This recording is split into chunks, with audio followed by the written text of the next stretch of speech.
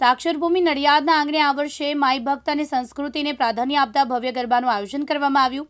સ્પંદન charitable trust દ્વારા શહેરના બાસુદીવાલા મેદાનમાં નવરંગ નવરાત્રિ બીટ્સ 2025ના ઉપક્રમે પરંપરાગત સંસ્કૃતિ પ્રધાન ગરબા યોજાશે। વર્ષ 2012માં આ ટ્રસ્ટ દ્વારા હર્ષોલ્લાસ અને ભક્તિભાવપૂર્વક ગરબાનું આયોજન કરવામાં આવે છે। આ કાર્યક્રમનો મુખ્ય ઉદ્દેશ ગરબાની પરંપરાને જાળવી રાખવા અને યુવા પેઢીમાં સંસ્કૃતિનું મૂલ્યોનું સિંચન કરવાનો છે। નડિયાદના ધારાસભ્ય અને વિધાનસભાના પૂર્વ દંડક પંકજ દેસાઈએ બાસુદીવાલા ગ્રાઉન્ડ ખાતે યોજાનારા નવરાત્રિ બીટ્સ 2025 ગરબા માટે ધ્વજારોપણ કર્યું હતું।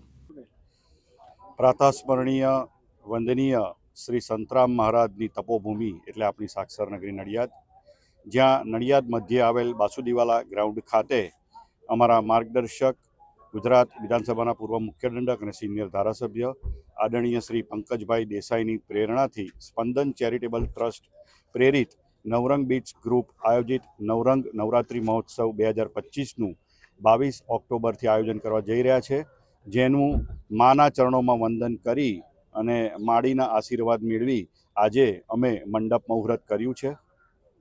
કઈ જગ્યાએ જ્યાં અને કેટલી ક્ષમતાવાળો આ મેદાનમાં આશરે 4500થી 5000 ખેલૈયાઓ ગરબે ઘૂમી શકે છે અને એટલી જ વ્યવસ્થા ગરબા જોનાર માટે બેઠક વ્યવસ્થા અને બીજી સામાન્ય પબ્લિક માટે કરવામાં આવશે। આ ગ્રાઉન્ડ ક્યાં આવેલું છે અને ફી કેટલી રાખવામાં આવી છે? આ ગ્રાઉન્ડ નડિયાદ શહેરની બિલકુલ મધ્યમાં અને એક ઐતિહાસિક ગ્રાઉન્ડ છે, જ્યાં ભારતના આદરણીય વડાપ્રધાન શ્રી નરેન્દ્રભાઈ મોદીજીની પણ અનેક સભાઓ થઈ ચૂકી છે। એવું નડિયાદ વિસ્તારનું મધ્યનું મેદાન કે જેને દરેક દિશાએથી આ ગ્રાઉન્ડ મધ્યમાં આવેલું છે। અને આપે જે વાત કરી શુલ્કની, તો અમને જણાવતા આનંદ થાય છે કે સર્વે સમાજનો ખ્યાલ રાખતો વિચાર અમારા આદરણીય ધારાસભ્ય શ્રી પંકજભાઈ દેસાઈએ અમારી સમક્ષ મૂક્યો હતો, ત્યારે પારિવારિક ભાવનાને ઉજાગર કરતા દીકરીઓ માટે નિઃશુલ્ક છે, જેમનો કોઈ પાસ પણ રાખવામાં આવ્યો નથી, અને છોકરાઓ માટે પણ એન્ટ્રી નિઃશુલ્ક છે। શરત એટલી જ છે કે આધાર કાર્ડની ઝેરોક્સ આપીને તેમણે તારીખ 7 પછી પોતાના ફ્રી પાસ મેળવી લેવાના રહેશે અને ટ્રેડિશનલ ડ્રેસ પહેરી ગરબે ઘૂમવું ફરજિયાત છે। ટ્રેડિશનલ ડ્રેસ સિવાય ગરબાના ગ્રાઉન્ડમાં એન્ટ્રી આપવામાં આવશે નહીં। સુરક્ષા માટેની તમામ વ્યવસ્થાઓ પરિવાર દ્વારા કરવામાં આવેલી જ છે। નવરંગ બીટ્સ ગ્રુપ આનો પૂરતો ખ્યાલ રાખે જ છે। મેડિકલ માટેના આખો એક ટેન્ટ ઊભો કરવામાં આવશે। ફાયરના જે પણ નોર્મ્સ હશે તેનું પણ પાલન કરવામાં આવશે।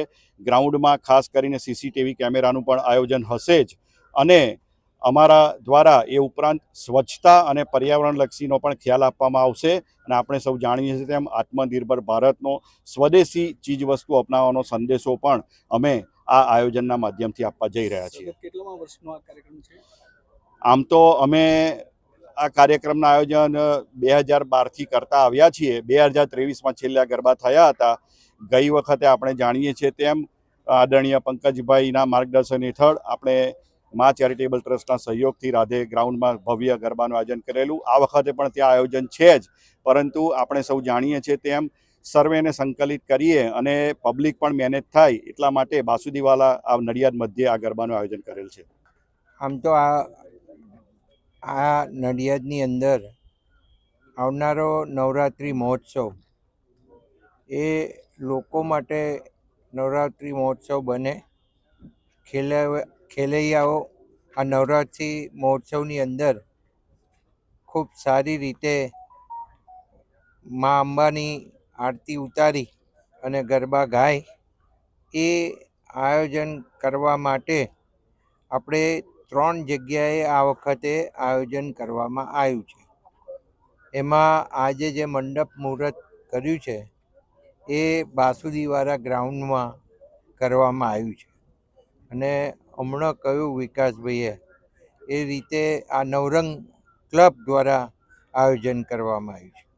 એમાં ટોટલ ફ્રી ગરબા લોકો માટે, દરેક સમાજ માટે, દરેક જ્ઞાતિ માટે રાખવામાં આવ્યા છે, અને ટ્રેડિશનલ ડ્રેસ રાખવામાં આવે છે, આ ફરજિયાત છે।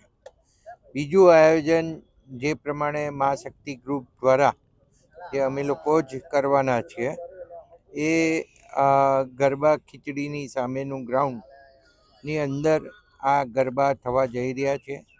એમાં પણ 25,000 ઉપરાંત રમી શકે ગરબાની અંદર અને લોકો લાભ લઈ શકે એ રીતનું આયોજન કરવામાં આવે છે. અને ત્રીજું ખાસ આ વખતે જે આયોજન કરવામાં આવ્યું છે એ નાના છોકરાઓ માટેનું આયોજન કરવામાં આવ્યું છે. એના ટાઈમિંગ ને બધું નાના છોકરાઓને અનુકૂળ થાય એ રીતના જ રાખવામાં આવે છે. એમની પૂરેપૂરી સેફટીનું ધ્યાન રખાય એ પ્રમાણે આયોજન કરવામાં આવ્યું છે. અને એ પીપલગ રોડ, પીપલગ ચોકડી ક્રોસ કરી અને જમણી બાજુએ જે 27 ગામ પાટીદાર સમાજની વાડી છે એ પહેલાં એનું આયોજન કરવામાં આવ્યું છે. એ આયોજનની અંદર ફક્ત છોકરા છોકરીઓ નાના ભાગ લેશે એનું પણ એવું આયોજન કરવામાં આવ્યું છે કે એ પણ ગરબાનો આનંદ માણી શકે. અને જે આપણી સંસ્કૃતિનું ખાસ કરીને આપણે જતન કરવાના આપણા જે પ્રયાસો છે એ સંસ્કૃતિને ઉજાગર રાખવા માટે થઈ અને આ મા અંબા જે આપણને શક્તિ પ્રદાન કરે છે એ મા અંબાનું આપણે આરાધ્ય પ્રાર્થના કરીએ છીએ અને ગરબા ગાઈએ છીએ. તૃષાલ પંડ્યા, દિવ્યાંગ ન્યૂઝ, નડિયાદ.